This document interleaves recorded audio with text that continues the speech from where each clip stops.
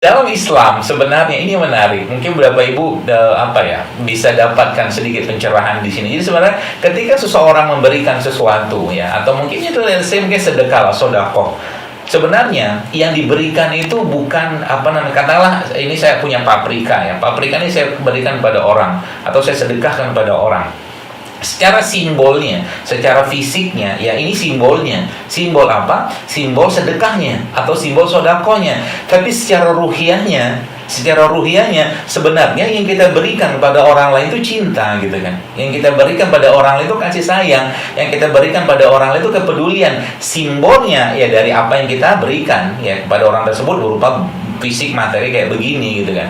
Jadi demikian juga kami yakin bahwa empon-emponan ya, jahe, kunyit, ada beberapa macam itu ramuan kita buat, itu mungkin kalau dihitung-hitung sudah puluhan ribu itu kami bagikan Pak Heru ya. Dan itu kami menggerakkan ibu-ibu juga untuk berbagi. Apakah itu menyembuhkan atau apakah itu menjadi obat virus corona? Wallahu alam, saya nggak peduli itu. Yang saya pedulikan adalah kita berbagi cinta, kita berbagi kasih sayang, karena memang ada hadisnya.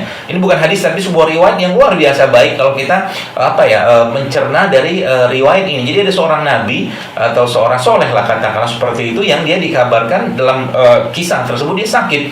Lalu ketika dia sakit, dia berdoa kepada Allah, ya Allah sembuhkan aku, kata orang-orang tersebut. Lalu subhanallah, akhirnya Allah sembuhkan dia dengan Allah perintahkan untuk makan katakanlah tumbuhan A, B, C gitu kan. Akhirnya si nabi atau orang soleh tadi dia minum dan mengkonsumsi dan sembuh dengan izin Allah.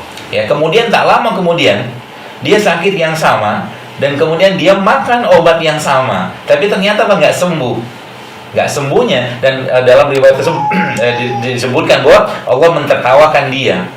Kata Allah,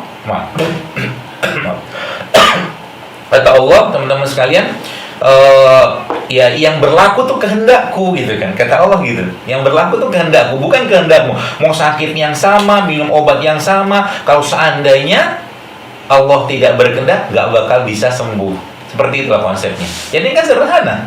Sama juga banyak orang tanya, itu yang di-share sama Jalul Akbar itu apa, ada penelitiannya, ada apa segala macam. Wah, ribet nih minta ampun, sehingga apa? Subhanallah Bapak sekalian. Kalau kita ngerti konsep-konsep dalam Islam itu sederhana sekali. Ya, saya waktu baca buku ini ya, ini ada buku judulnya Switch. Yang ngarang ini namanya Dr. Kazuo Murakami ya. Tambah satu lagi buku Dr. Shigeo Haruyama. Ini dua-duanya ilmuwan semua. Yang menariknya, dia katakan begini dalam buku ini. Isi buku ini apa? Saya coba buka sedikit supaya kita lebih seru ya. Jadi katakan, justru ketika jalan terasa menyesakkan, melangkahlah dengan ceria. Dalam buku disebutkan. Jadi dia ini mengatakan bahwa ternyata gen positif atau saklar positif, gen tanda kutip itu bisa mengubah hidup kita. Dengan cara apa? Dengan cara dia nggak ngerti hadisnya. Kata Nabi apa? Sungguh mengagumkan orang seurusan seorang mukmin. Kalau dapat nikmat dia bersyukur, dapat ujian dia bersabar. Isi buku ini sebenarnya. Itu saja.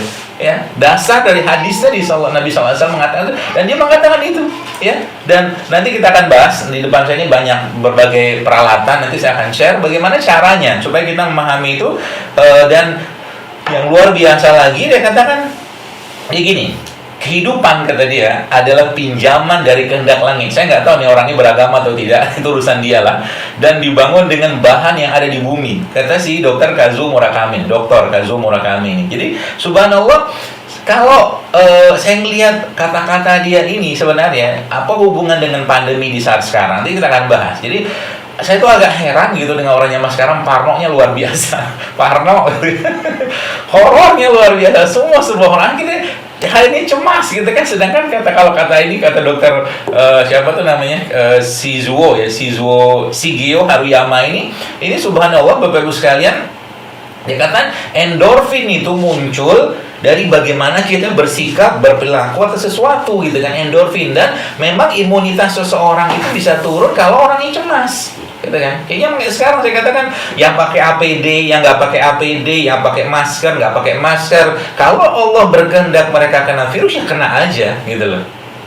Jadi ini konsep dalam Islam supaya kita nggak ketakutan luar biasa, tapi kita tidak meninggalkan ikhtiar, kita tidak meninggalkan usaha gitu kan. Dan usahanya apa? Nanti kita akan bahas, dan teman-teman di sini nanti bisa buat insya Allah.